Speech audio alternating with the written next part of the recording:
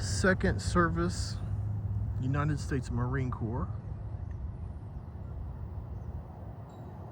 So each one of these has a large medal with the flagpole over it. Each branch of the service, and as you can see, as you go down, I'm walking down this path, and each one of them have a different flag and medallion.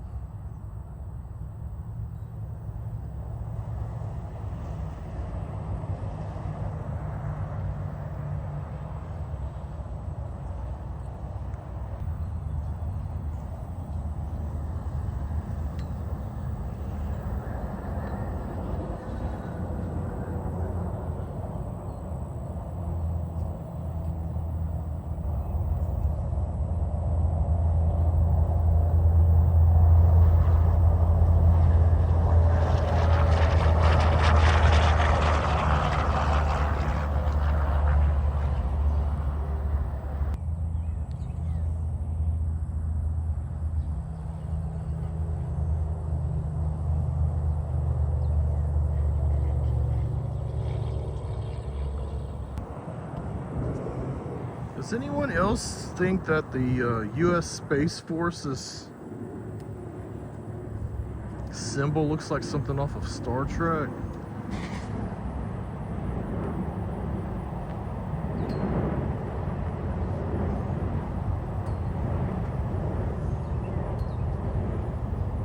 I told one of my best friends about this symbol.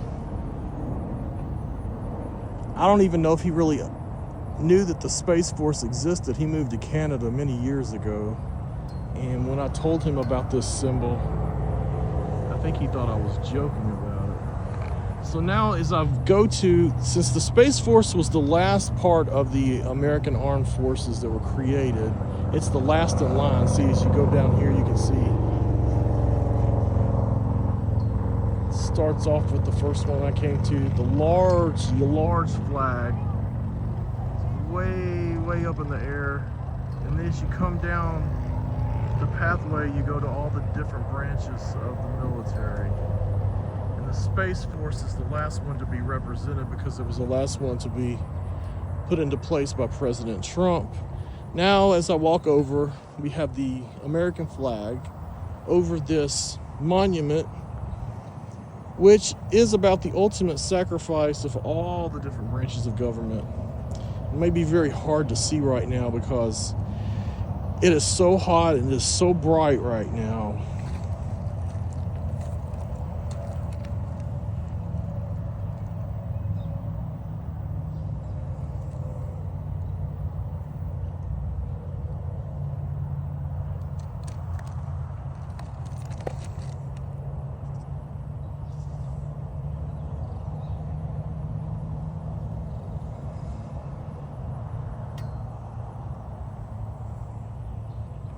Picture of the Tomb of the Unknown Soldier.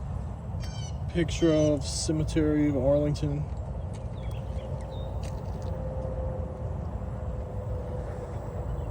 It's the National Cemetery for the Armed Forces and Veterans. So now you can split off here. You've got two different paths that you can go down. One is called the Walk of Honor. And this other starts off telling you about the different battles of the United States forces. So we're going to go down the Walk of Honor first because it's the easiest and there's only one stop really. So Walk of Honor. One thing that's unusual about this park is if you see here like lined up, all of these are lights. So you can actually come and visit this park at nighttime. In fact, it's actually encouraged that you come and visit it at least once in the nighttime and one time in the day, because when you come at night, it gives you a different feeling than just coming in the daytime. And it's actually opened all the time. It's open 24 hours. You can come in the middle of the night here to this park because the pathway I'm walking down right now, you see all these, it is completely lit. And so they designed it to where you can actually come and visit it at night. So my next stop is going to be the MIA Memorial.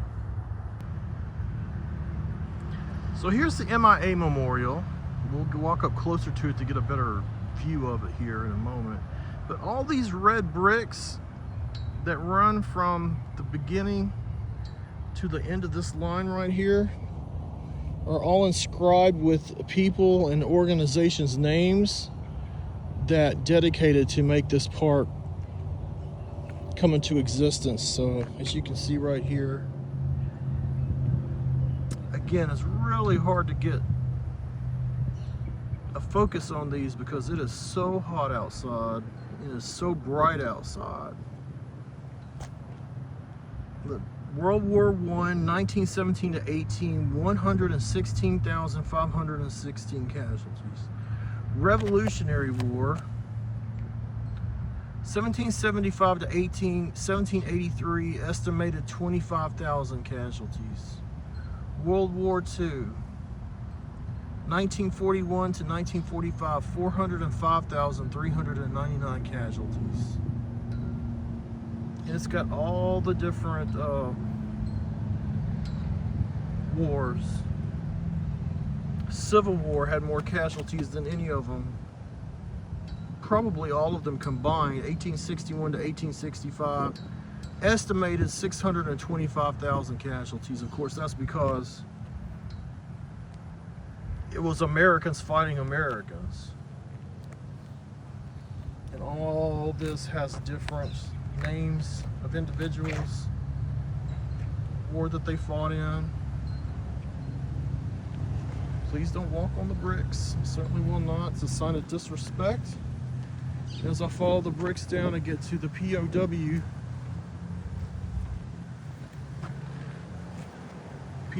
chair. You might have seen this chair in many different places. I know that there are even some restaurants and businesses that actually have this chair. I can think of half a dozen just off the top of my head in the South Haven, basically the Desoto County, Mississippi area.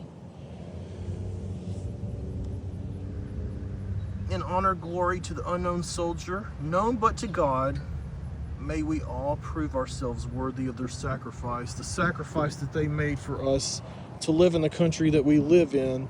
This is the prisoner of war missing in action. You are not forgotten. It sits here waiting for any that return a chair for them to sit.